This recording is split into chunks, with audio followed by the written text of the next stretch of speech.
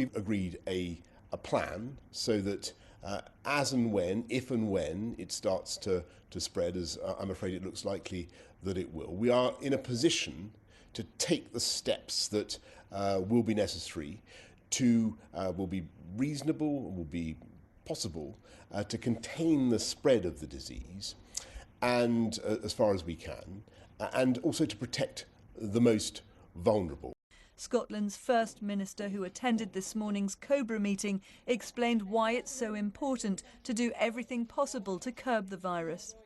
It is particularly important with coronavirus because there is no treatment or vaccine yet for this infection, so it is particularly important that we take all of the steps that we can to contain the infection and to do everything we can to prevent it taking hold. Good afternoon. The First Minister says the Scottish Government is expecting a significant outbreak of coronavirus after the first case was confirmed here yesterday. Nicola Sturgeon has been speaking after attending a meeting of the UK Government's Emergency COBRA Committee to discuss the response to the outbreak. Our health correspondent Fiona Walker joins us now. Fiona, tell us more about what the First Minister had to say in her briefing to you. Well, it was a very frank briefing.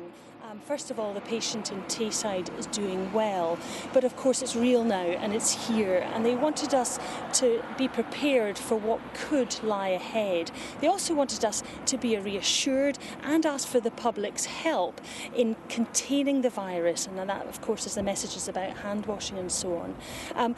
But they also gave a worst case scenario, and that is should the virus spread much more significantly. We might expect up to 80% of the population to have coronavirus at some point. They'll obviously have people recovered, people then have antibodies and would be completely well. The peak that we're talking about, when we look at that epidemiological modelling, we might expect that to be over a 3-week period, somewhere when I said in the delay from now to 2 to 3 months' time. Inevitably, that's going to put a lot of strain on the health service here.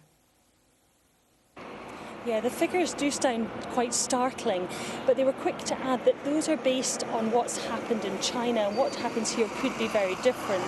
Now, even if those figures come to pass, about 80% of people, 4 out of every 5, the symptoms are mild for them. But it could mean that up to 200,000 people need hospital treatment, so you can imagine the additional pressure on the NHS. Now that is only, I should stress, if the virus goes way beyond the containment phase that we're in just now, and they're hoping, of course, it never reaches that point. Fiona, thank you very much.